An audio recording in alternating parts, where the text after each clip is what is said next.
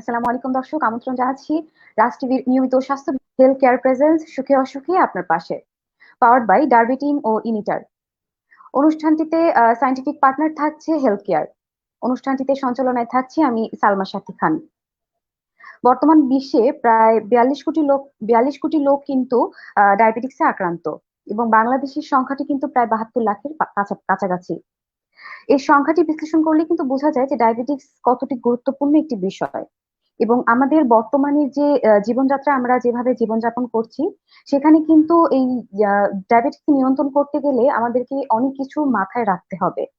আজকে আমরা কথা বলবো এই বিষয়টি নিয়েই, ডায়াবেটিক্স রোগের জীবনচারণ। এবং এই বিষয়টি নিয়ে কথা বলতে আমাদের সাথে উপস্থিত আছেন একজন অত্যন্ত দক্ষ একজন চিকিৎসক, যিনি দীর্ঘদিন ধরে এই বিষয়ে কাজ করে আসছেন। আমাদের সাথে উপস্থিত আছেন ডক্টর ফজলে ইলাহি খান, সহকারী অধ্যাপক, বিভাগীয় প্রধান, নেফ্রোলজি বিভাগ, আব্দুল মালিক উকিল মেডিকেল কলেজ, নোয়াখালী, সভাপতি সচিব, নোয়াখালী।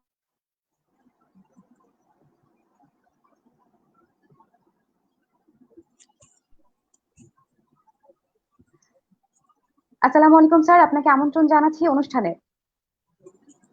ওয়ালাইকুম আসসালাম।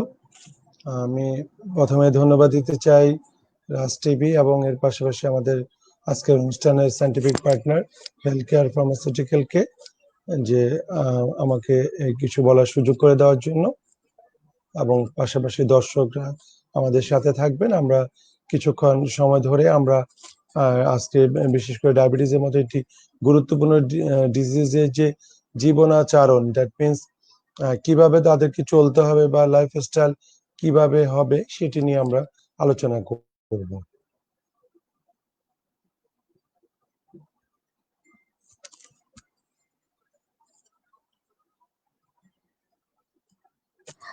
স্যার, যেহেতু আজকে আমরা কথা বলছি যে ডায়াবেটিক্স রোগীর জীবনচারণ এই বিষয়টি নিয়ে, স্যার ইতিমধ্যে আমরা বেশ কয়েকটি প্রোগ্রাম করেছি আপনার সাথেই, যে ডায়াবেটিক্স রোগীর অনেক বিষয় নিয়ে আমরা কথা বলেছি। স্যার, আজকে যদি আমি প্রথমেই জিজ্ঞেস করি যে ডায়াবেটিক্স রোগীর জীবনচারণ, আজকে আমাদের এই বিষয়টি নিয়ে কথা হবে। প্রথমে আপনি একজন ডায়াবেটিক্স রোগীর ক্ষেত্রে কি কি দিকগুলো আপনি নির্দিষ্ট করে দিবেন যে এই দিকগুলোর প্রতি বিশেষ নজরদারি করতে হবে? ধন্যবাদ। আপনি বলেছেন ঠিকই যে আমরা ইতিমধ্যেই ডায়াবেটিসের কিছু জটিলতা বা এটার চিকিৎসা ওগুলি নিয়ে আলোচনা করেছি, কি কি জটিলতা হতে পারে। তো আজকে যে আমাদের টপিকসটি ডায়াবেটিসের, আমরা যে ডায়াবেটিসের ম্যানেজমেন্টের একটি পার্ট, যে লাইফস্টাইল মডিফিকেশন, আমরা যেটা বলি যে 3D, যে ডায়েট এবং ডিসিপ্লিন, আরটি হলো ড্রাগ। তো সেক্ষেত্রে এই যে মানে ডায়েট এবং এই যে ডিসিপ্লিন, এই জিনিসটা নিয়ে আজকে আমরা আলোচনা করব।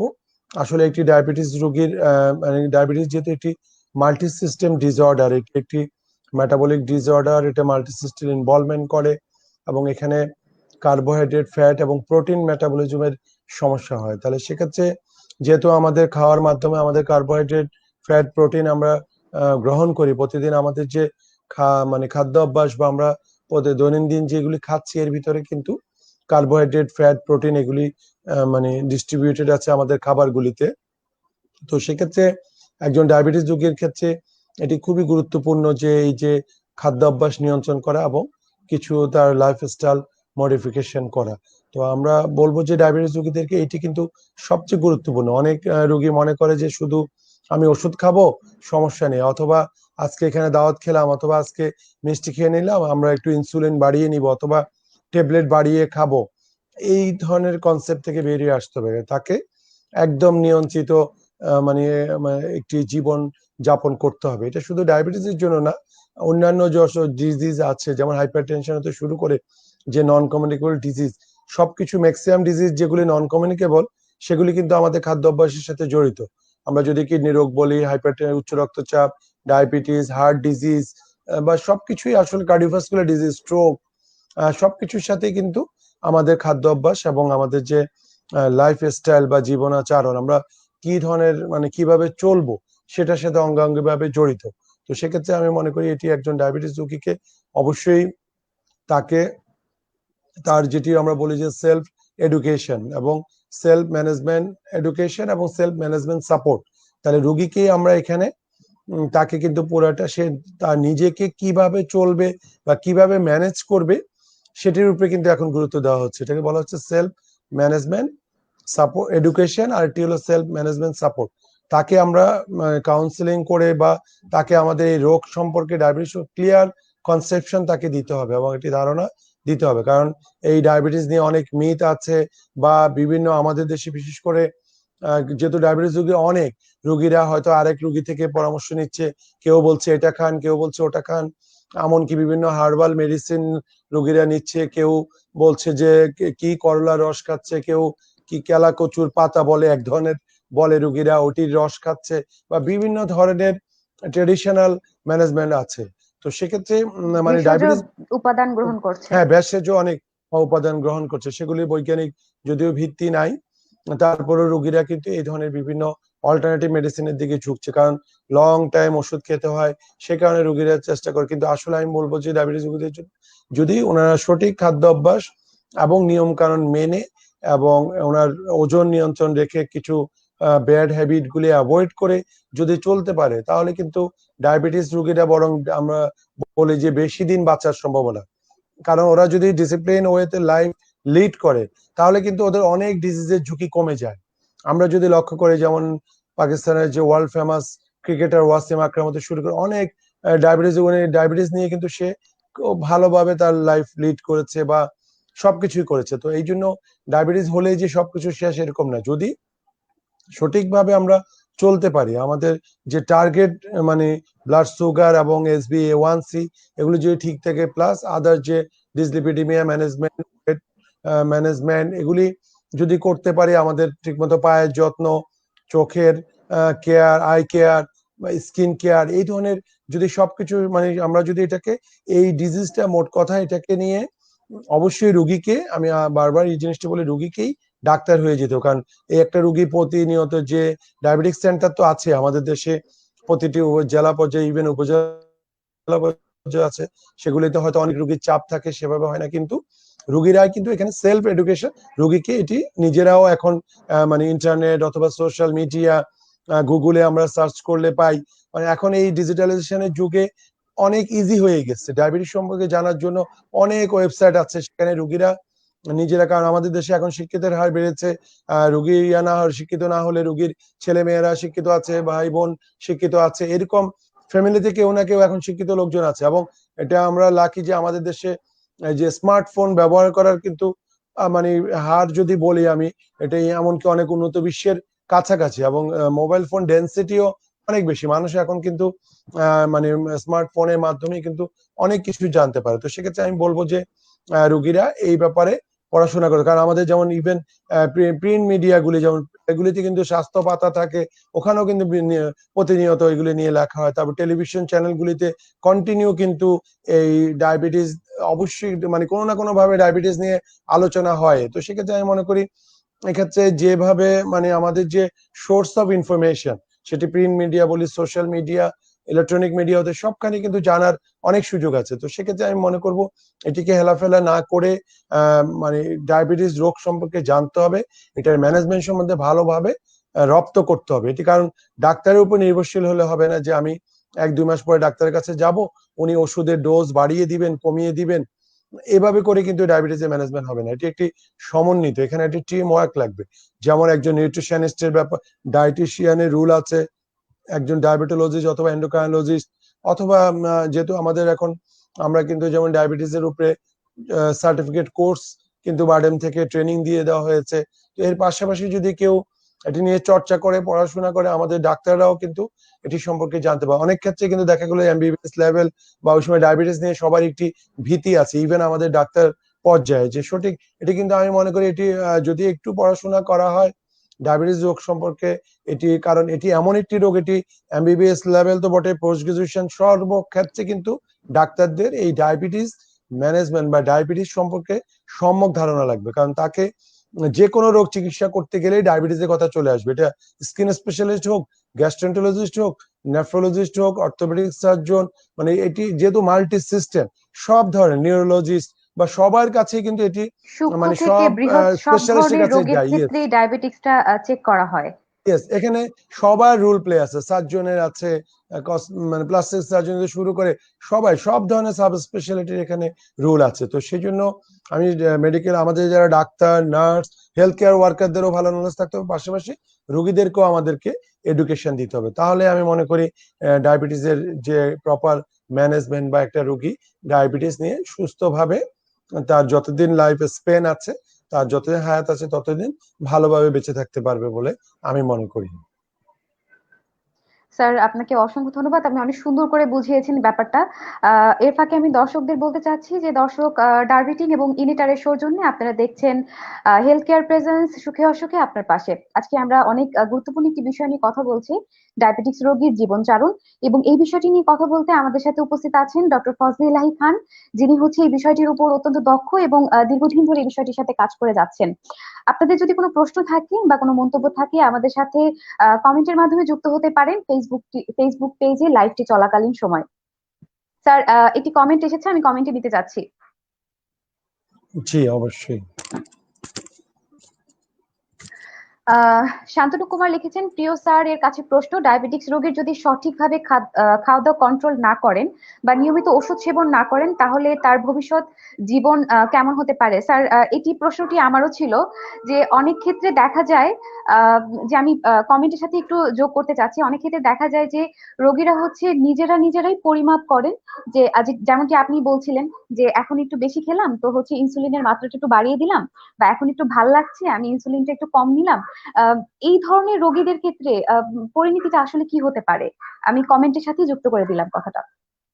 হ্যাঁ, ধন্যবাদ দর্শক আপনার মূল্যবান প্রশ্নের জন্য, এবং সাথে আপনি যে সাপ্লিমেন্ট দিয়েছেন, আসলে এটি খুবই গুরুত্বপূর্ণ। যে যদি ডায়াবেটিস রোগীরা, মানে আসলে এটি সমস্যা হচ্ছে ডায়াবেটিসের, এই যে রোগীরা কেন সচেতন হয় না, কারণ এই রোগটি কিন্তু স্লোলি প্রগ্রেসিং। অনেক ক্ষেত্রে এই রোগী তো বলে, মানে বলছে যে আমার তো কোনো হচ্ছে না রোগীর শরীরে, কারণ এটি যে সাইলেন্ট কিলারের মতো। আমরা যেমন রেনাল ফেলিউর বা কিডনি ডিজিজকে বলি যে নীরব ঘাতক, ডায়াবেটিসও কিন্তু সেই ধরনের একটি রোগ। সেখানে কিন্তু ইনিশিয়ালি কোনো কিছুই বোঝা যায় না। রোগী ইভেন ডায়াবেটিস যদি কন্ট্রোলও না করে, অনেক সময় বিশেষ করে টাইপ 2 এর ক্ষেত্রে, টাইপ 1-এ অবশ্য যে টিপিক্যাল সিমটম গুলি ডায়াবেটিস কন্ট্রোল না করলে, আনকন্ট্রোল হলেই কিন্তু তার লক্ষণগুলি খুব দ্রুত, তার ওয়েট কমে যাওয়া, ঘন ঘন প্রস্রাব হওয়া, পানি পিপাসা পাওয়া, এগুলি কিন্তু টাইপ 2 এর ক্ষেত্রে এরকম টিপিক্যাল পিকচার থাকে না দেখে টাইপ 2 রোগীরাই কিন্তু বেশি কমপ্লিকেশনে ভুগে। আমরা দেখি যে টাইপ 1-এ অনেক ক্ষেত্রে, কারণ রোগীর সহজে ডায়াবেটিস ধরা পড়ে এবং রোগীরাও অ্যালার্ট থাকে যে ডায়াবেটিস কন্ট্রোল না থাকলে তার বিভিন্ন সমস্যা দেখা দিবে। তো এই ক্ষেত্রে রোগীরা যদি সঠিক, যদি খাদ্য অভ্যাস নিয়ন্ত্রণ না করে এবং ওষুধ না খায়, আস্তে আস্তে ধীরে ধীরে যখন তার হাইপার আনকন্ট্রোল ডায়াবেটিস, যে তখন তার শরীরে যে একটি হাইপারগ্লাইসেমিক স্টেট তৈরি হবে, এই হাইপারগ্লাইসেমিয়া আস্তে আস্তে তার শরীরের প্রতিটি অঙ্গ প্রত্যঙ্গ সমস্যা করে দিবে। যেটি যেমন যদি আমরা মানে ইয়াতে বলি, চোখের ক্ষেত্রে যেমন ক্যাটারাক্ট হতে পারে, ডায়াবেটিক রেটিনোপ্যাথি দেখা দিতে পারে, তারপরে মানে ব্লাড ভেসেলে যেটি হাইপারগ্লাইসেমিয়া এন্ডোথেলিয়াল ইনজুরি করে, এখান থেকে আসতে, তারপরে অ্যাথেরোস্ক্লেরোসিস, কারণ যখন ব্লাড সুগার কন্ট্রোল থাকবে না, তখন এখানে লিপিড মেটাবলিজমও সমস্যা, ডিসলিপিডিমিয়া দেখা দেয়, ওদের হাইপারলিপিডিমিয়া হয়। তখন আলটিমেটলি এগুলি মিলে হাইপারগ্লাইসেমিয়া, হাইপারলিপিডিমিয়া সবকিছু মিলে তার এন্ডোথেলিয়াল ইনজুরি এবং তার কার্ডিওভাস্কুলার ডিজিজ রিস্ক বাড়িয়ে দেয়। সেখানে অ্যাথেরোস্ক্লেরোটিক চেঞ্জ আসে, সেক্ষেত্রে coronary artery disease, vascular disease শুরু করে পেরিফেরাল ভাস্কুলার ডিজিজ, তারপরে এই বিভিন্ন ধরনের ইনফেকশন। কারণ আনকন্ট্রোল ডায়াবেটিস থাকলে তখন তার শরীরে যেমন যে কোনো সহজেই যে কোনো ইনফেকশন হতে পারে, নিউমোনিয়া হতে শুরু করে যত ধরনের ইনফেকশন আছে, স্কিন সফট টিস্যু ইনফেকশন, ইউনাইট্রাক ইনফেকশন, সব ধরনের জিআইটি ইনফেকশন, ইমিউনিটি সিস্টেমটা সকল আসলে ধরনের, কারণ একটু ইমিউনো ব্যাঘাত সিস্টেমটা ব্যাঘাত ঘটে যায়। হ্যাঁ, তখন তাহলে সেক্ষেত্রে তার বিভিন্ন ধরনের জটিলতাগুলি আস্তে আস্তে দেখা দিতে শুরু করবে। তারপর নিউরোপ্যাথি আলোচনা করেছি, তার যত নেফ্রোপ্যাথি, রেটিনোপ্যাথি, যত ধরনের কমপ্লিকেশন আছে। তবে এটি হলো রোগীরা প্রথম দিকে ওই যে কারণ এটি তো ধরা পড়ে যখন মানে ধরা পড়ে, তখন আর কিছু তেমন করার থাকে না হয়তো। মানে তখন রেটিনোপ্যাথি হয়ে গেলে সেখানে কিন্তু আর রিভার্স করা যায় না, সেটাতে আমরা হয়তো প্রগ্রেশনটাকে কল করতে পারি, রেটিনোপ্যাথি যেন আর না বাড়ে। কিন্তু একবার হয়ে গেলে তার কিন্তু দৃষ্টিশক্তি কমে আসবে। তারপরে এই যে তার হাত পায়ের যদি নিউরোপ্যাথি হয়, হাত পায়ের মানে বোধ শক্তি কমে যায়, তখন কিন্তু সে চলাফেরা হতে শুরু করে যায়, স্বাভাবিক জীবনযাপনই কিন্তু সমস্যা তৈরি হয়। এমনকি ওদের তখন ডায়াবেটিক দেখা দেয়, কারণ পায়ের মধ্যে অনুভূতি থাকে না, হাতে অনুভূতি থাকে না, তারপরে তার শারীরিক যে ফিটনেস বা ওয়েলবিং সেগুলোই কিন্তু থাকে না, that means quality of life deteriorate করবে। তো সেই জন্য এটা আমি বলবো যে এটা অনেক কনসিকুয়েন্স হতে পারে, কিন্তু রুগীরা এই ব্যাপারে কেন রিলাক্টেন্ট থাকে, কারণ এই জিনিসগুলি হতে সময় লাগে। কারণ অনেক দেখা গেলো যে হয়তো একটু কন্ট্রোল করছে, আবার মানে ওষুধ খাচ্ছে, কন্ট্রোল আছে, আবার রুগী ওষুধ বন্ধ করে দিচ্ছে, আবার মানে খাওয়া দাওয়া আনকন্ট্রোল ভাবে চলছে বা এলোমেলো চলাফেরা করছে, তখন আবার যখন সমস্যা দেখা দেয় তখন আবার ওরা কন্ট্রোল করা শুরু করে বা ওষুধ খাওয়া শুরু করে। তো এতে করে কিন্তু একটি সময় হয়তো সার্টেন পিরিয়ড, যে কয়েক বছর সে হয়তো কোনো ওষুধ ছাড়া বা কোনো কিছু ছাড়া হয়তো ভালো থাকতে পারে, কিন্তু আলটিমেটলি তার ভিতরে ভিতরে অনেক ক্ষতি কিন্তু শরীরের হয়ে যাবে, সে টেরও পাবে না। আর যখন টের পাবে তখন কিন্তু কিছু করা যাবে না। এই যে নিউরোপ্যাথি, সেটি ইরিভার্সিবল, কোনো ধরনের ওষুধ দিয়ে আমি আর নিউরোপ্যাথি রিভার্স করতে পারবো না। রেটিনোপ্যাথি বা নেফ্রোপ্যাথিও যদি আর্লি স্টেজে ধরা যায় তাহলে রিভার্সিবল, কিন্তু একটা সার্টেন স্টেজে চলে গেলে তখন কিন্তু আর রিভার্স করার সুযোগ নাই। তো সেক্ষেত্রে আমি বলবো যে এই ডায়াবেটিস নিয়ন্ত্রণে খাদ্য অভ্যাস, মানে ডায়েট কন্ট্রোল এবং ড্রাগ ম্যানেজমেন্টের গুরুত্ব আছে অবশ্যই। দর্শক, ধন্যবাদ আপনাকে আপনার মূল্যবান কমেন্টের জন্য। আশা করছি এভাবে কমেন্টের মাধ্যমে আমাদের সাথে যুক্ত থাকবেন। স্যার, আমার পরবর্তী প্রশ্নটি হচ্ছে, আমরা একটা সময় ভাবতাম যে ডায়াবেটিক্স মানেই হচ্ছে বৃদ্ধ বয়সের রোগ, কিন্তু বর্তমানে দেখা যাচ্ছে যে ডায়াবেটিক্স শুধু বৃদ্ধ না, মিডল এজ বা বাচ্চারা, যেটা টাইপ 1 টাইপ 2 ডায়াবেটিক্স, সেটা হচ্ছে বাচ্চাদের দেখা দিচ্ছে। স্যার, আমি প্রশ্নটি করার আগে হচ্ছে এই কথাটি বললাম এই কারণে, আমাদের যারা মিডল এজ বা হচ্ছে যাদের হচ্ছে 25 বা এরকম বয়স, তাদের হচ্ছে দেখা যায় চাকরিজীবী, তারা তারা হচ্ছে চাইলেও হয়তো তাদের সময়ের মেনটেন করতে গিয়ে খাদ্যাভ্যাসটা ঠিক রাখতে পারে না। এই ধরনের চাকরিজীবী মানুষদের ক্ষেত্রে তারা কিভাবে তাদের লাইফস্টাইলটা মেনটেন করবে, খাদ্যাভ্যাস থেকে শুরু করে সমস্ত কিছু ডায়াবেটিক্স এর ক্ষেত্রে?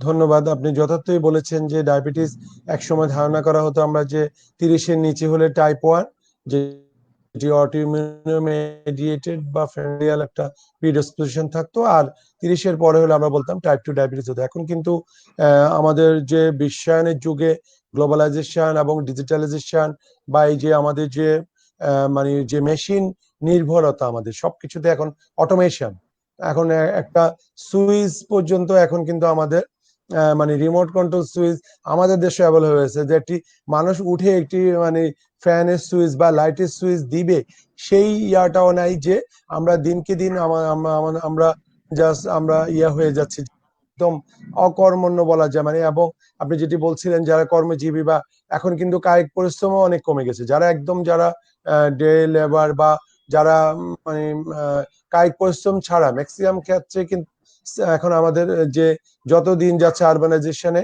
সেডেন্টারি ওয়ার্কার, যেমন আমরা ঘরে বসে এখন অফিস করতে পারছি অনলাইনের মাধ্যমে, অনলাইন ভিত্তিক, এমনকি আমরা এখন বাজারে যেতে হচ্ছে না, ঘরে বসে আমরা বিভিন্ন অ্যাপস এর মাধ্যমে আমাদের মানে বাজার সদাই ঘরে বসে করছি। খাওয়া দাওয়া আনতে চাইলে আগে হয়তো মানুষ ঘুরতে যেত, ইয়া করে, এখন কিন্তু বাসায় বসে অর্ডার দিয়ে খাওয়া নিচ্ছে। তো সেক্ষেত্রে বিশেষ করে চাকরিজীবীদের ক্ষেত্রে এক্ষেত্রে খুবই এখন যেটি বলছেন খাদ্য অভ্যাসটাকে কিভাবে, বা অনেক মানে মানুষের সময়ের অভাব, অনেক মানুষ ছুটছে শুধু, যেহেতু মানুষের মানে জীবন অনেক এখন ফাস্ট লাইফ, মানে মানুষ আগে হয়তো এত চিন্তা ছিল না, এত কিছু মানুষের কিছু ইয়া করতে হতো না, এখন মানুষের সবার মধ্যে যে অ্যাম্বিশন বা এগুলির কারণে কিন্তু অনেকটাই মানে আপনি যেটা বলছিলেন ডায়াবেটিস খাদ্য অভ্যাস, কিন্তু আমি মনে করি যে যদি আমাদেরকে সবকিছুই করতে হবে আমার চাকরির পাশাপাশি, কারণ ডায়াবেটিস একটি এমন একটি রোগ, সেখানে যদি আমি এটাকে ওভারলুক করি, কারণ আমি যদি চেষ্টা করি, কারণ মানুষের পক্ষে কিন্তু সবই সম্ভব, আমি যদি একটি ডিসিপ্লিন লাইফ লিড করি, আমি যদি ভোরে উঠে আমার যার যার ধর্ম অনুযায়ী প্রেয়ার করে আমি সকালে একটু হাঁটলাম, যদিও ঢাকা শহরে অনেক ক্ষেত্রে মানে যে হাঁটার জায়গা বা মাঠ এগুলি সংকুচিত হয়ে আসছে, তারপরেও কিন্তু ভোরবেলা কিন্তু আমাদের যে রাস্তাগুলি আছে, ফুটপাথ আছে, এগুলি দিয়ে হাঁটতে পারি, অথবা ঘরের ভিতরে যেমন ট্রেডমিল কিনে, দৌড়ানোর মেশিন কিনে আমরা সেখানে কিন্তু একটা এক্সারসাইজ করতে পারি। আমাদেরকে আমরা বলি যে প্রতিদিন অন্তত 30 মিনিট করে হাঁটার কথা, অথবা সপ্তাহে অন্তত অ্যাটলিস্ট 150 মিনিট, যে 150 মিনিট, সেটি আমরা রেশনিং করে নিতে পারি। সকালে কেউ যদি একদম আর্লিতে কাজে যেতে হয়, সকালে না পারলে সেটা সন্ধ্যার পরে এসে করতে পারে। তো এটি একটি খুব গুরুত্বপূর্ণ, তাকে রেগুলার যে ব্যায়াম করা, এটি খুব জরুরি। আর কেউ যদি বাইরে না পারে, সেক্ষেত্রে বাসায় ট্রেডমিলের মাধ্যমে করতে পারে। তারপরে কিছু যেমন সুইমিং, তারপর সাইক্লিং, এটি কিন্তু আমাদের জন্য কিন্তু খুব ভালো একটি মানে ইয়া হতে পারে যে আমাদের আমাদের দেশে যত আরবানাইজেশন হচ্ছে আমরা সবাই মানে গাড়ি চালা মানে যারা একটু বিত্তবান এমনকি মধ্যবিত্তরাও কিন্তু সবাই যে এখন এই ইভেন গ্রামে পর্যন্ত মানুষ এই যে হাঁটা কায়িক পরিশ্রমটা বন্ধ হয়ে গেছে। আগে গ্রামের মানুষ কিন্তু অনেক আরামপ্রিয় হাঁটতো, অনেক হয়ে গেছে পরিশ্রম করতো, এখনকার মানুষ। কিন্তু এখন দেখা যাচ্ছে যে হ্যাঁ আরামপ্রিয় হয়ে গেছে। এবং এমনকি ওই যে অটো রিক্সা বের হয়ে এগুলি দিয়ে মানুষ গ্রামে গঞ্জে আমি দেখেছি সেখানে এই আধা কিলো 1 কিলোর জন্য কিন্তু অটোতে উঠে ওখান থেকে ওখানে যাচ্ছে। তো আমি বলবো যে এক্ষেত্রে জীবনযাত্রার পরিবর্তন খুবই জরুরি। কারণ বিশেষ করে মানে যেটি আমরা দেখেছি ইতিমধ্যে ঢাকা সিটি কর্পোরেশনের আমাদের উত্তর এবং দক্ষিণে মাননীয় মেয়র মহোদয়রা একটি উদ্যোগ নিয়েছেন যে সাইকেলের জন্য লেন। এটি কিন্তু একটি ভালো উদ্যোগ হতে পারে। কারণ সাইক্লিং এই যে আমরা যদি অফিসে যদি সাইকেল আমরা আমাদের দেশে হয়তো আমরা একটু হীনমন্যতায় ভুগি, সাইকেল চালালে কি মনে করবে বা আমাদের সোশ্যাল স্ট্যাটাসের সাথে হয়তো যায় না এরকম মনে করি। তো কিন্তু আমি যেমন ইউরোপ কান্ট্রিতে দেখেছি, করে নেদারল্যান্ডে আমি দেখেছি যে আমস্টারডামে ওখানে সাইকেলের জন্য ইউরোপের ম্যাক্সিমাম দেশে সাইকেলের জন্য ওরা লেন করে দিয়েছে। এবং সবাই ছেলে বুড়ো সবাই শুধু সাইকেল চালাচ্ছে এবং সবাই দূর দূরান্ত থেকে অফিসে আসে সাইকেল চালিয়ে 10 কিলো 20 কিলো। ওরা গাড়ি কিন্তু শুধুমাত্র লং ড্রাইভে যাওয়ার জন্য উইকেন্ডে গাড়ি ইউজ করে। কিন্তু নেদারল্যান্ডের মানুষের সবাই সবার একটি একটি করে সাইকেল আছে। এমনকি রাস্তার মধ্যেও কিন্তু ওরা সাইকেল রেখে দিয়েছে, যার দরকার পে করে ওখান থেকে সাইকেল নিয়ে মানে যেখানে গন্তব্যে যেয়ে আবার ঘুরে এসে সাইকেলটা জমা রেখে নির্দিষ্ট টাকার বিনিময়ে। তো এই ক্ষেত্রে এমন আরেকটি উদাহরণ আমি দিতে পারি, কিউবা। কিউবাকে যখন আমেরিকা যখন ওদের উপরে তেলের যে অবরোধ আরোপ করলো, তখন কিউবার তখন ফিডেল ক্যাস্ট্রো আমল ছিল ওনা, তখন ফিডেল ক্যাস্ট্রো যেটি করলো চীন থেকে প্রায় 50 লাখ না 1 কোটি, আমি সংখ্যাটা মনে, অনেক সাইকেল আমদানি করে আনলো। এনে ওরা মানে সবাই সাইকেল ইউজ করা শুরু করলো, গাড়ি চড়া বন্ধই করে দিল। যেহেতু তেল নাই, তেলের অনেক কষ্টে ওদেরকে তেল কালেকশন করতে হতো, কারণ যেহেতু অবরোধ দিয়েছে, অবরোধের কারণে কিন্তু ওরা তেল কালেকশন করতে পারতো না। সবাই সাইকেল চালানো শুরু করলো। এতে হলো কি ওদের গড় আয়ু বেড়ে কিন্তু 85 বছর হয়ে গেল কিউবার। তারপরে ওদেরকে যখন এমনকি ওদের বিশ্বে যে মানে ওই একটা সময় তো ওদেরকে সব ধরনের অবরোধ ওদের উপরে ছিল, তখন ওরা কিন্তু ওদের ফার্মাসিউটিক্যাল ডাক্তার তৈরি করা শুরু করলো, ফার্মাসিউটিক্যাল কোম্পানি ডেভেলপ করলো, ওরা গবেষণায় মনোনিবেশ করলো। এবং আমরা দেখি যে এখন মেডিকেল সায়েন্সে কিন্তু কিউবা অনেক আগানো। অনেক যেমন আমরা যে হেপাটাইটিস বি ভাইরাস সি ভাইরাসের জন্য আমরা গামা ইন্টারফেরন ইউজ করি, সেটা কিন্তু কিউবা আবিষ্কার করেছে। তো এরকম অনেক চিকিৎসা ওরা কিন্তু বুৎপত্তি অর্জন করেছে। তো আমি মনে করি যে ইচ্ছা শক্তিটা খুব ইম্পর্টেন্ট। এই যে আপনি বলছিলেন যে যে এখনকার এই লাইফ স্টাইলে বা এখানে যদি আমরা একটু টাইমটা নিজের জন্য একটু সময় আমাদেরকে বের করে নিতে হবে। আমাদের যেমন এক্সারসাইজের কথা বললেন, আবার যেমন মানে অফিসে যে আমরা হয়তো আমাদের বিভিন্ন মিটিং থাকি, ইয়াতে হয়তো তো মানে খেতে হচ্ছে বা অনেক সময় ফর্মালিটিস এর কারণে, কিন্তু সেখানে আমরা চাইলে কিন্তু এখন কিন্তু অনেক অফিসে কিন্তু এটি চালু হয়েছে। যেমন চা খাওয়ার ক্ষেত্রে এখন কিন্তু সবাই রং চায়ের ইয়া করে, চিনিটা আলাদা রাখে, যার প্রয়োজন সে নিল। তাহলে সেক্ষেত্রে কিন্তু আমি যদি অফিসে যদি মেনটেন করা যায়, আমি যদি অফিসে যেমন দুপুরে আমি বাইরে না খেয়ে বাসা থেকে যদি আমি রুটি সবজি তৈরি করে নিয়ে যাই হটপটে করে, বা এটা কিন্তু চাইলেই মানে সম্ভব। আমরা কারণ আমার মানে জীবনটা তো গুরুত্বপূর্ণ, আমাকে আমাকে বেঁচে থাকতে হলে সুস্থভাবে ভালোভাবে আমার জীবনটাকে সেভাবে সাজিয়ে নিতে হবে। ব্যস্ততা মানুষের থাকবে, কিন্তু এর ভিতরেও কিন্তু আমাদের সেভাবে আমাদের নিজেকে মানিয়ে নিতে হবে। কারণ না হলে কিন্তু আলটিমেটলি কিন্তু দেখা গেলো যে আমরা এখন যেটি দেখছি, এই যে কিডনি ডিজিজ, হার্ট ডিজিজ যেভাবে প্রকোপ বেড়ে যাচ্ছে, সেটি কিন্তু ডায়াবেটিসের কনসিকুয়েন্স, বা উচ্চ রক্তচাপ, স্ট্রোক, অনেক এই ধরনের পেশেন্ট বেড়ে যাচ্ছে ডিউ টু এই মানুষের জীবনযাত্রার কারণে।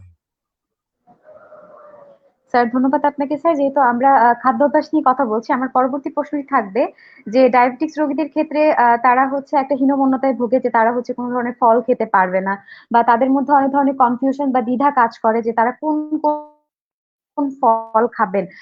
স্যার আমার পরবর্তী প্রশ্ন হচ্ছে যে ডায়াবেটিক্স রোগীরা কোন কোন ফল খেতে পারবেন এবং কোনগুলো এর হচ্ছে খাওয়া উচিত হবে না। স্যার এই বিষয়টি নিয়ে যদি একটু বলতেন। ধন্যবাদ। আমরা ডায়াবেটিস রোগীর যে খাবারকে আমরা যে ভাগ করে, যদি যে কার্বোহাইড্রেট, ফ্যাট এবং প্রোটিন, এই তিনটি খাবারকে মানে আমরা পোর্শনটাকে ভাগ করি। তো এখন আমরা যেমন এই যে যেটি আপনি বলছেন ফল, তো ফলের ভিতরে আমরা যেমন দেশি ফলগুলি কিন্তু এনকারেজ করি। এগুলি কিন্তু যেমন এটা আমলকি, আমড়া, জাম্বুরা, এগুলি কিন্তু ইচ্ছা মতো খেতে পারে, এগুলিতে পেয়ারা এগুলি কিন্তু বাধা নেই। কিন্তু বিদেশি ফল যেগুলি অথবা মিষ্টি ফল আমরা বলি যে কোনো একটা, যেমন যদি সে আজকে যদি তার আদার কন্ট্রা ইন্ডিকেশন না থাকে, যেমন তার যদি ডায়াবেটিসের সাথে সিকিডি থাকে, তখন তো আমরা আগেই বলেছি যে কিছু কিছু ফল তার জন্য নিষিদ্ধ। কিন্তু এমনি যে একজন ডায়াবেটিস রোগী তার কোনো কমপ্লিকেশন নাই, তার ক্ষেত্রে কিন্তু আমরা ফল এনকারেজ করি। তো সেক্ষেত্রে মিষ্টি যে কোনো একটি ফল খেতে পারবে, আর দেশি ফল কিন্তু ইচ্ছা মতো, বরং ওগুলি অনেক ভালো, অনেক প্রচুর ভিটামিন সি বা অনেক মিনারেলস আছে যে দেশীয় ফলগুলি। তো আর যেটি বিদেশি ফলের মধ্যে বা মিষ্টি ফলের মধ্যে যে কোনো একটি ফল, তবে ওখানে বেশি মিষ্টি যেসব ফলগুলি অ্যাভয়েড করা, যেমন তরমুজ, এটিতে অনেক সুগার থাকে, তো সেক্ষেত্রে এগুলি অ্যাভয়েড করতে হবে। যেমন খেজুর, সেখানে এটাতে কিন্তু অনেক ক্যালোরি থাকে, মানে ফ্রুকটোজ বা সুক্রোজ এগুলির পরিমাণ বেশি থাকে। তো সেক্ষেত্রে ওগুলি খেতে হলেও পরিমাণ দেওয়া আছে, আমাদের যে গাইড বইগুলি আছে ডায়াবেটিস কমিটি থেকে দেওয়া হয়, সেখানে কিন্তু উল্লেখ করা থাকে যে কতটুকু খেতে পারে। আমরা যেমন বলি ছোট একটি আপেল খেতে পারে, আপেলটা খুব ভালো, আমরা আপেল এনকারেজ করি, যেমন সবুজ আপেল বা লাল আপেলে খাক, আপেলটা কিন্তু মানে গ্লাইসেমিক ইন্ডেক্স কম। আমরা যে ফলই খাই সেখানে আমাদেরকে চিন্তা করতে হবে সেটার গ্লাইসেমিক ইন্ডেক্স বা ক্যালোরি ভ্যালু কেমন। এটি কিন্তু সহজেই কিন্তু এখন আমি যে গুগলে সার্চ দিলেই কিন্তু চলে আসে যে একটি এত গ্রাম কমলার বা এত গ্রাম আপেলের ক্যালোরি ভ্যালু কেমন। আমাদেরকে প্রতিটি খাবার ইয়ার সময় আমার ক্যালোরি ক্যালকুলেশন করতে হবে, কারণ আমরা ডায়াবেটিস রোগীকে সারা দিনের জন্য আমরা বলি যে 30 থেকে 35 kilo calorie per KG body weight. তার ওজন যদি 50 কেজি হয় তাহলে সে 1500 কিলো ক্যালোরি, সেটাকে ভাগ করে ক্যালোরি ভ্যালুটা হিসাব করে তাকে সেভাবে খাবার গ্রহণ করতে হবে। তো সেক্ষেত্রে ফলও এর ব্যতিক্রম না। তো আমি বলবো যে ফল বিভিন্ন সব ধরনের ফলে খেতে পারবে, কিন্তু মিষ্টি ফলের ক্ষেত্রে এই যে কোনো একটি, তবে আবার যেমন কাঁঠাল যদি আমি বলি যে সেক্ষেত্রে কয়েক কয়েক মানে কোষ খেতে পারবে। তারপরে যেমন আঙ্গুর কেউ খেতে চাইলে সেটি আমরা বলি যে এভারেজ সাইজের হয়তো 5-6টি আঙ্গুর খাবে, সেখানে আবার বেশি খাওয়া যাবে না। যেসব ছোট ফলগুলিতে মানে একটা নির্দিষ্ট পরিমাণে খেতে হবে, যেমন পেঁপে, ওটাও প্রচুর মিষ্টি থাকে, সেখানেও কিন্তু তাকে একটি নির্দিষ্ট সাইজের মানে একটা পেঁপে মানে পরিমাপ পেঁপের করে অংশ খেতে খেতে হবে। হবে পরিমাপ করে। তো সেক্ষেত্রে এগুলি মানে ক্যালোরি ক্যালকুলেশন করে খেতে হবে, কিন্তু ফলের ওভাবে কোনো বাধা নাই যে খেতে পারবে না। দেশি ফল আমি এই জন্য বলি দেশি ফলটা ইচ্ছা মতো খাবে, যেমন কচি ডাবের পানি, জাম, তারপরে আমরুজ, তারপরে আমলকি, আমড়া, চালতা, আর তারপরে জাম্বুরা। আমাদের যেসব দেশি ফলগুলি কিন্তু অনেক ধরনের ফল আমাদের দেশে পাওয়া যায়, এগুলি কিন্তু ওরা কিন্তু খেতে পারে, এবং এগুলি বরং ভালো। এই যে বিদেশি ফলগুলির মধ্যে দেখা যায় যে আমাদের দেশে বিভিন্ন অসৎ ব্যবসায়ীরা ফরমালিন মিশাচ্ছেন, কার্বাইড মিশাচ্ছেন। তো সেক্ষেত্রে আমি মনে করি, এবং দামিও, এগুলি অ্যাভয়েড করে আমাদের দেশে যেসব ফল পাওয়া যায় সেগুলির ব্যাপারে আমাদেরকে জোর দিতে হবে। এবং এগুলি কিন্তু আমাদের প্রতিটা গ্রামে গঞ্জে মানুষের বাসা বাড়িতে, এমনকি শহরেও কিন্তু মানুষ এখন টবের মধ্যে কিন্তু অনেক ধরনের ফলের চাষ করছে। তো সেক্ষেত্রে আমি মনে করি এটির ব্যাপারে আমাদেরকে এনকারেজ করতে হবে যে দেশি ফলকে আমাদেরকে উৎসাহিত করতে হবে। স্যার, এক্ষেত্রে আমার স্যার আরেকটি প্রশ্ন মাথায় এসেছে, সেটি হচ্ছে যে দেখা যায় যে আমরা ডায়াবেটিক্সে যারা রোগীরা থাকে তারা ভাবে যে অনেকক্ষণ পর তারা অনেক বেশি খাবার খেয়ে ফেলে। তখন দেখা যায় যে তারা ভাবে যে আমি অনেকক্ষণ পরে খেয়েছি, এখন আমি যদি ভরপেট খাবারটা খাই হয়তো আমার ডায়াবেটিক্সটা ওরকম উঠানামা করবে না। স্যার, এই ধরনের রোগীদের কমপ্লিকেশন কি হতে পারে, বা এতে কি আদৌ কি ডায়াবেটিক্স নিয়ন্ত্রণে আসে কিনা, এই বিষয়টি নিয়ে স্যার আপনার কি বলার আছে?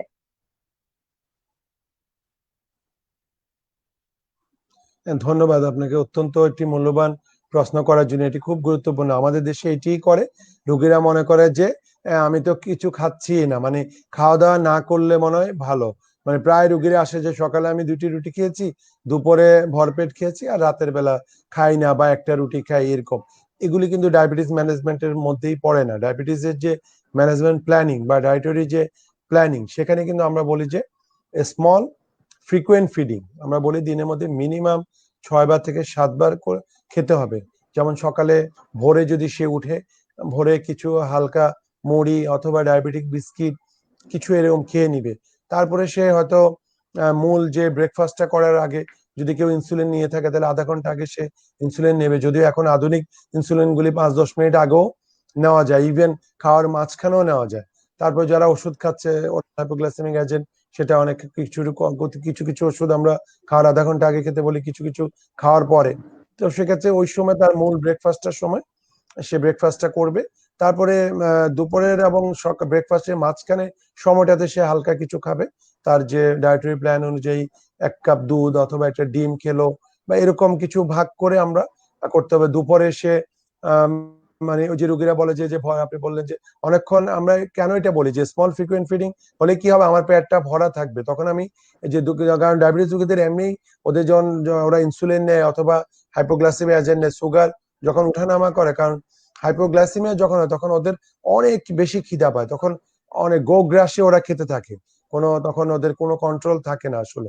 এই জন্য আমরা যদি অল্প অল্প করে খাই তাহলে সেক্ষেত্রে আমাদের পেটটা ভর্তি থাকে, তখন আর কিন্তু বেশি খেতে হয় না। আমি এই জন্য বলছি যে এই স্মল ফ্রিকুয়েন্ট ফিডিং 6 থেকে 7 বার খেতে হবে। যেমন বিকালের দিকেও কিছু হালকা নাস্তা করবে, রাতে তার যে রুটি বা যে আমরা যে তার যে according to the body weight বা তার মানে খাদ্য অভ্যাসের উপর ভিত্তি করে আমরা যেটি সাজেস্ট করি না কেন সেটি তাকে কিন্তু খেতে হবে। আমরা অনেক এই ক্ষেত্রে ডায়াবেটিস রোগীদেরকে কিন্তু অনেকে দেখা গেলো যে রাতের 12টা 1টায় খাচ্ছে, এরকম কিন্তু করা যাবে না। তাকে টাইমলি যে ডিনারটা তাকে রাতের 8টা 9টার ভিতরেই সেরে ফেলতে হবে। আর যদি কোনো কারণে শুতে দেরি হয় সেই সময় শোয়ার আগেও কিছু খেয়ে নিবে, মানে যেন কারণ হয় কি এখানে যদি এই যে খাওয়া দাওয়া নিয়ে রেগুলারিটিস করে ডায়াবেটিস, তখন কি হয় যে জটিলতা যেটি হয়, ডায়াবেটিস আপ এন্ড ডাউন উঠানামা করে। আমরা চাই কি নিয়ার নর্মাল গ্লাইসেমিয়া, আমরা যারা সুস্থ মানুষ যাদের ডায়াবেটিস নাই ওদের শরীরের যে গ্লুকোজটা যেভাবে মেনটেন হয় গ্লুকোজ লেভেলটা,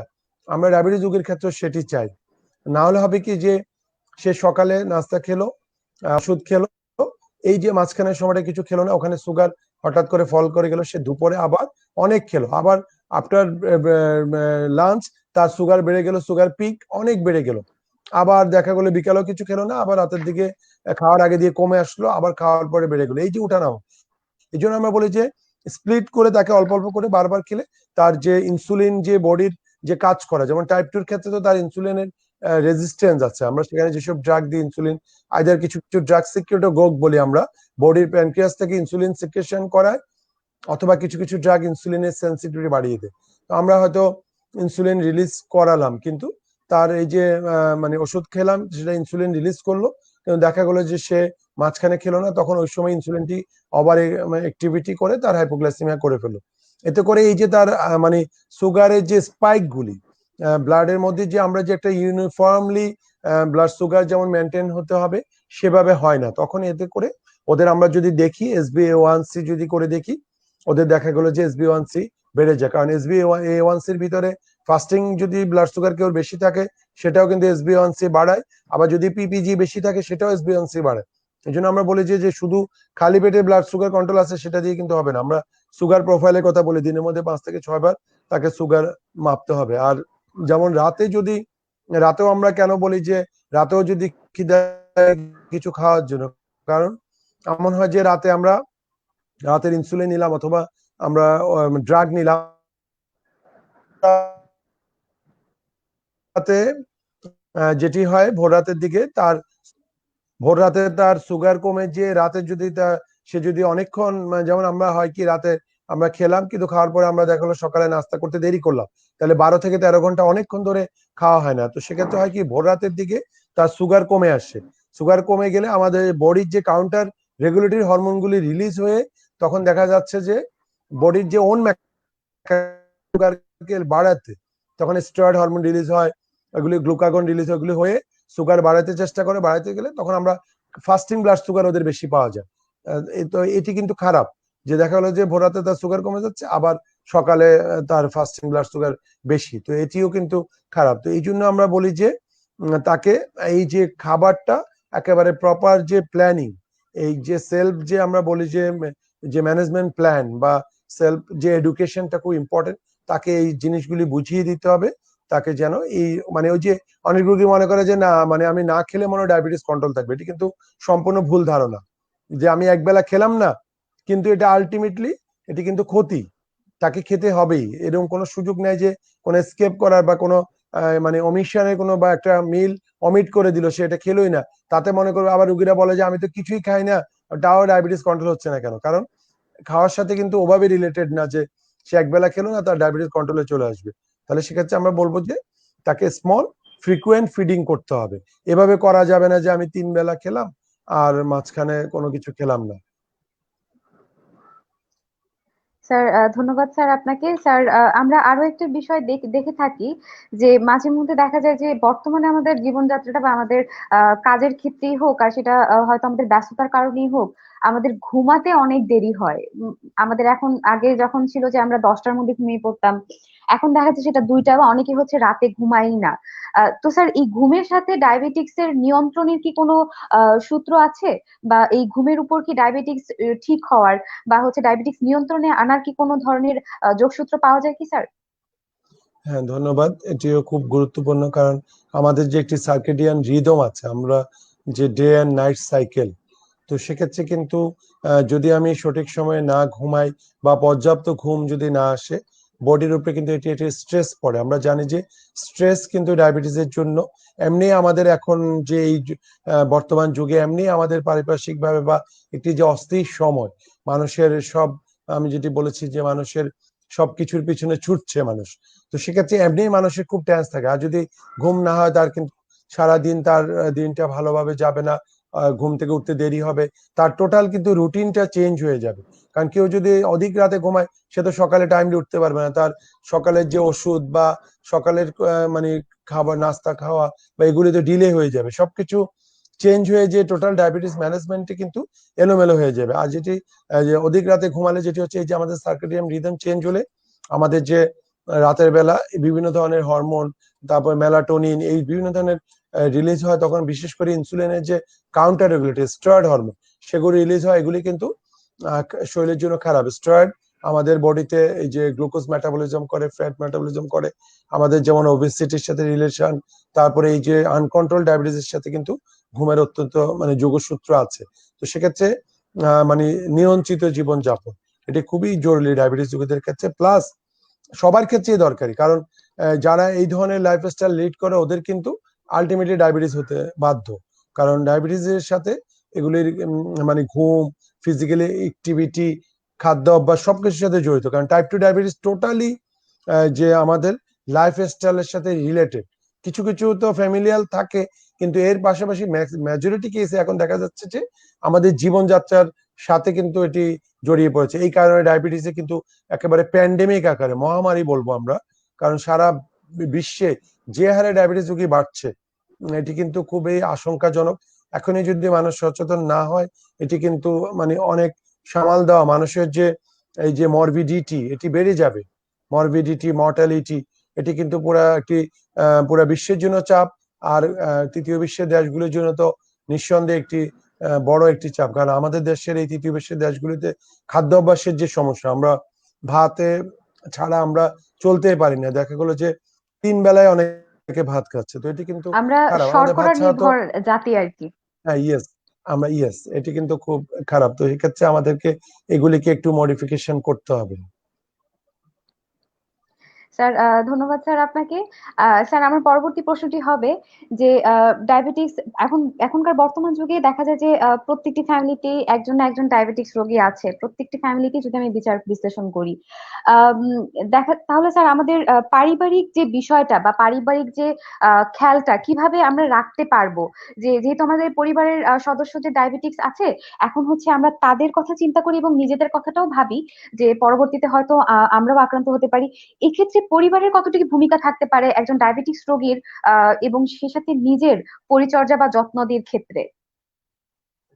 ধন্যবাদ। এটি কিন্তু খুবই গুরুত্বপূর্ণ যে, কারণ ডায়াবেটিস রোগের ম্যানেজমেন্টে পরিবারের ভূমিকা কিন্তু অপরিসীম। কারণ যদি আমার বাসায় আমার মায়ের অথবা বাবার ডায়াবেটিস থাকে, অথবা ভাই বোনের, সেক্ষেত্রে কিন্তু যদি আমরা যৌথ ফ্যামিলিতে থাকি, বা স্বামী স্ত্রী যারই হোক না কেন, সেক্ষেত্রে ফ্যামিলির কিন্তু রুল এখানে ইম্পর্টেন্ট। যেমন আমি বাসায় যেমন এই যে আমরা যেমন সুগারের কথা বলা হয়েছে যে WHO থেকে হোয়াইট পয়জন, আমরা যদি সবাই মিলে বাসায় ঐক্যমত হয় যে না, আমরা বাসায় কোনো আহ, চিনি আনবোই না, কারণ এটা এই ব্যাপারে কিন্তু আমাদেরকে কিন্তু ক্যাম্পেইনিং করতে হবে। এই যে সুগার, বিশেষ করে আমাদের সকল কিছুতে, উৎসব পার্বণে সবকিছুতে আমরা মিষ্টি, কিন্তু ওয়ার্ল্ডের কোনো দেশে দেখা যায় না যে এত সবকিছুতে এই যে মিষ্টি মুখ করতে হবে।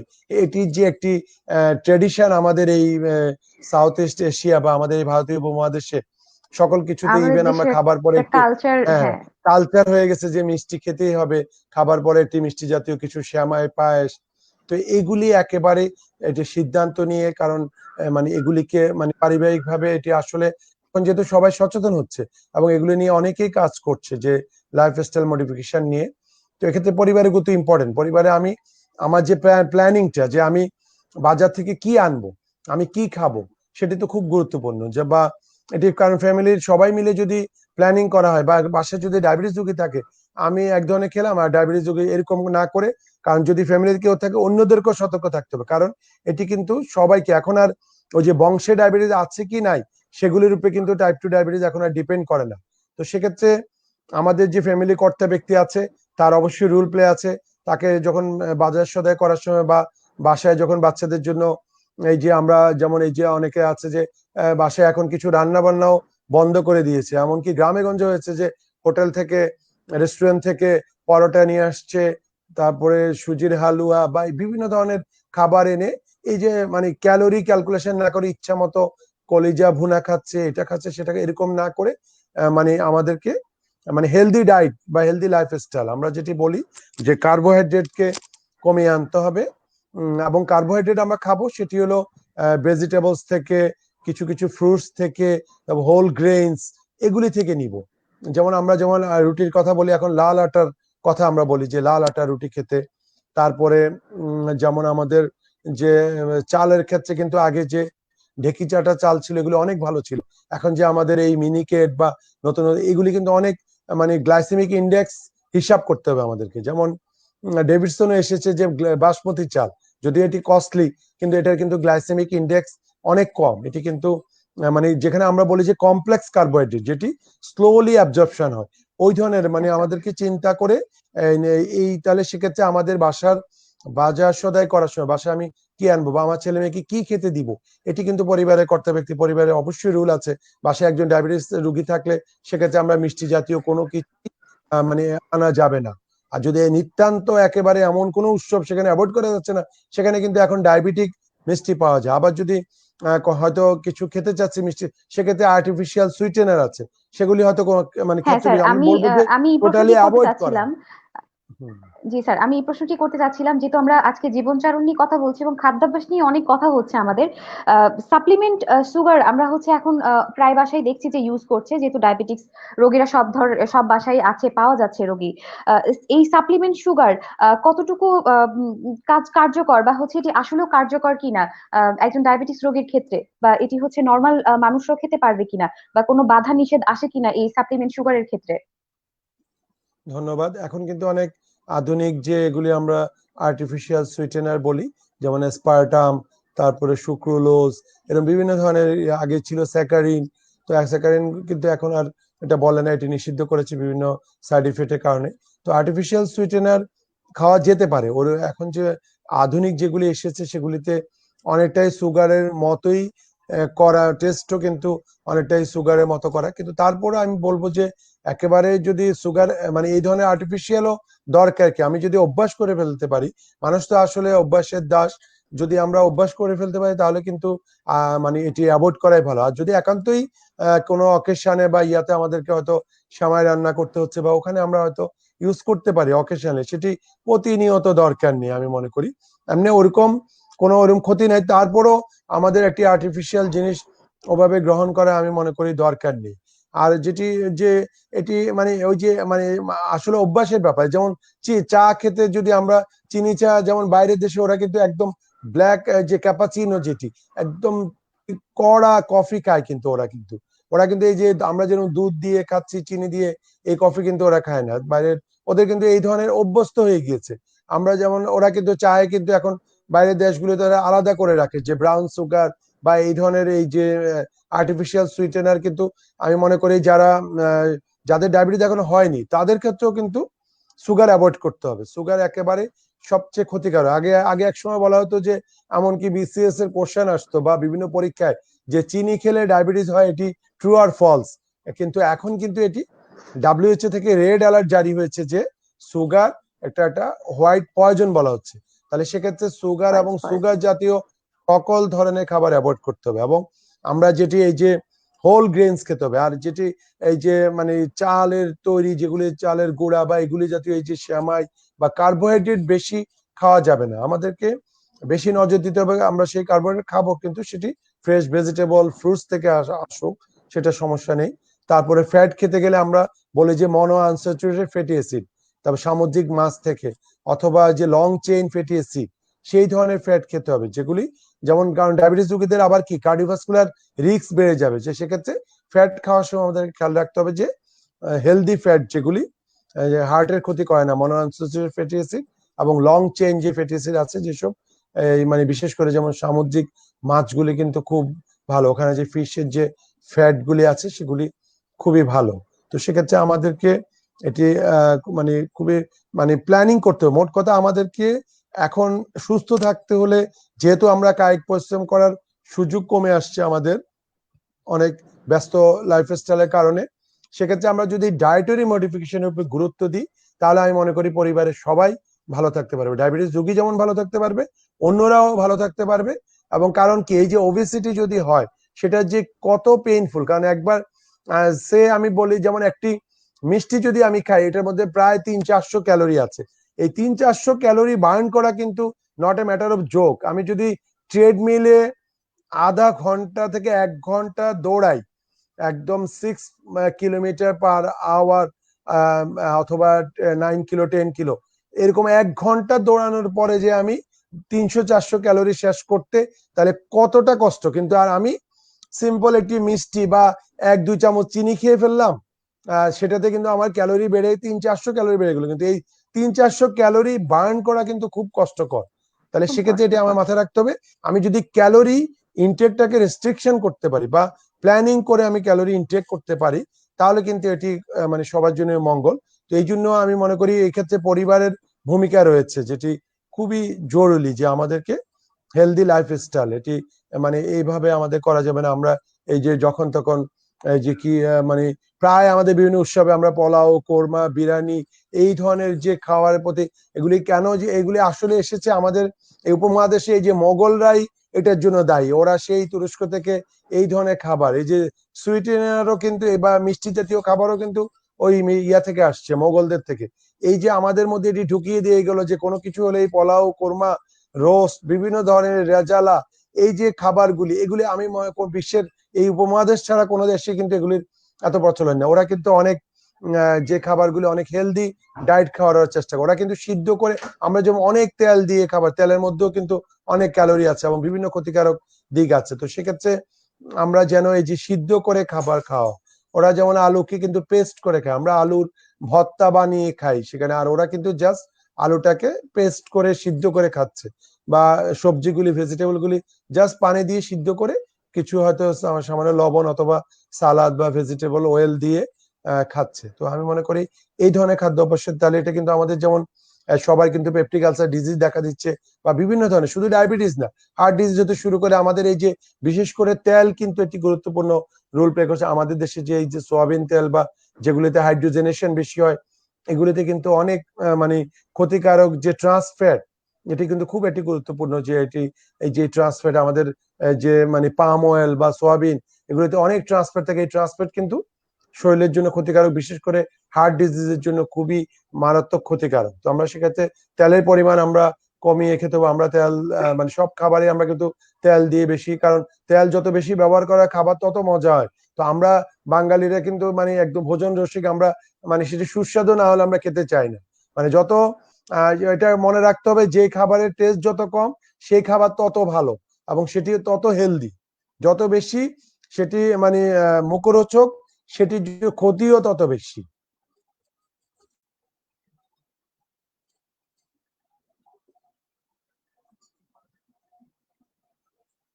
অসংখ্য সৌভাগ্যবান, কারণ আমরা বারবার আপনাকে পাচ্ছি, আপনার মতন একজন দক্ষ চিকিৎসককে পাচ্ছি।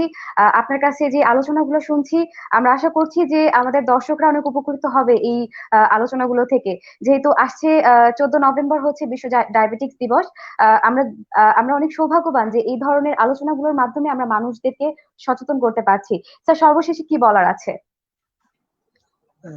ধন্যবাদ। আসলে সর্বশেষে আমি ওটাই বলবো যে আপনার নিজের যত্ন নিন এবং আপনার পরিবারের সবার প্রতি খেয়াল রাখতে হবে, এবং এই যে হেলদি লাইফস্টাইল, এটিকে আমাদেরকে মানে মেনে চলতে হবে, কারণ জীবনাচরণ সব রোগের কিন্তু মানে যদি প্রতিরোধ করার কথা আসে, আমরা প্রতিটা ডিজিজের কিন্তু আমাদের এই যে লাইফস্টাইল মডিফিকেশন সবচেয়ে বড় রোল প্লে করে, বিশেষ করে নন কমিউনিকেবল ডিজিজের ক্ষেত্রে। তো এটি খুবই গুরুত্বপূর্ণ। আমি আরেকটি জিনিস এখানে খাদ্য আর বলতে অ্যাড করতে চাই আমি, সেটি যেহেতু আমরা ডায়েটের দিকে বেশি চলে গিয়েছিলাম, সেখানে কিন্তু এটিও আসবে, যেমন লবণ। আমরা এটি বারবারই বলি যে লবণ কিন্তু ডায়াবেটিসের জন্য যেমন ক্ষতিকারক, হাইপারটেনশনের জন্য ক্ষতিকারক, অনেক রোগের জন্য কিন্তু যে অ্যাডেড সল্ট যেন আমরা না খাই। আর আরেকটি জিনিস পার্সোনাল কিছু যে মানে বদভ্যাস, যেমন আমরা এই যে স্মোকিং, অ্যালকোহল, তারপরে আরেকটি যেটি এই যে আমরা সাদা জর্দা বা তামাক জাতীয় যেসব মানে আমাদের যে অভ্যাসগুলি আমাদের এই উপমহাদেশে আছে, সেগুলিকেও কিন্তু বাদ দিতে হবে। এগুলির সাথেও কিন্তু ডায়াবেটিসের সম্পর্ক আছে, বা ডায়াবেটিসের যে জটিলতাগুলি বাড়িয়ে দেয় কিন্তু এই ধরনের মানে এই যে পার্সোনাল ব্যাড হ্যাবিট গুলি। তো আমি বলবো যে দর্শকদের, আপনারা মানে যেন সুস্থ থাকতে পারেন সেভাবে, কারণ আপনি যতদিন বাঁচবেন আপনাকে যেন সুস্থভাবে, কেউ যেন নির্ভরশীল না হয়ে আপনি পক্ষাঘাতগ্রস্ত বা স্ট্রোক করে বাসায় পড়ে থাকলেন, কারণ এখন সবাই বিজি, আপনার দেখাগুলো আপনার খেয়াল রাখার জন্য লোক থাকবে না। তো সেজন্য বলবো আপনি আপনার নিজের জীবনটাকে সুন্দরভাবে গড়ে তুলুন, নিজের যত্ন নিন, নিজের পরিবারের যত্ন নিন। সবাই ভালো থাকবেন। শুভরাত্রি। স্যার, আপনাকেও শুভরাত্রি এবং অসংখ্য ধন্যবাদ আপনাকে স্যার, এত ব্যস্ত সময়ের মধ্যে আমাদেরকে সময় দেওয়ার জন্য। শুভরাত্রি। দর্শক, এতক্ষণ আপনারা দেখছিলেন হেলথ কেয়ার প্রেজেন্স, সুখে অসুখে আপনার পাশে, পাওয়ার্ড বাই ডায়াবেটিং এবং ইনিটার। সায়েন্টিফিক পার্টনার ছিল হেলথ কেয়ার। আজকে আমরা ডায়াবেটিক্স রোগীর জীবনযাত্রা এই বিষয়টি নিয়ে কথা বলেছি। স্যার যেটি বারবার বলছিলেন যে নিয়ম কানুন মেনে জীবন চলাই কিন্তু ডায়াবেটিক্স নিয়ন্ত্রণের একমাত্র মূল মন্ত্র হতে পারে। আপনি যদি আপনার জীবনটাকে একটু সাজিয়ে গুছিয়ে নিয়ম কানুন মেনে চলতে পারেন, এই ডায়াবেটিক্স রোগ থেকে, যে বড় ধরনের রোগগুলো হচ্ছে সেখান থেকে নিজেকে আপনি রক্ষা করতে পারবেন। দর্শক, আপনাদেরকে রাজ টিভির সকল অনুষ্ঠান দেখার আমন্ত্রণ জানিয়ে এখানে শেষ করছি। শুভরাত্রি। You are watching Raj TV, জাগরণে বাংলাদেশ। Please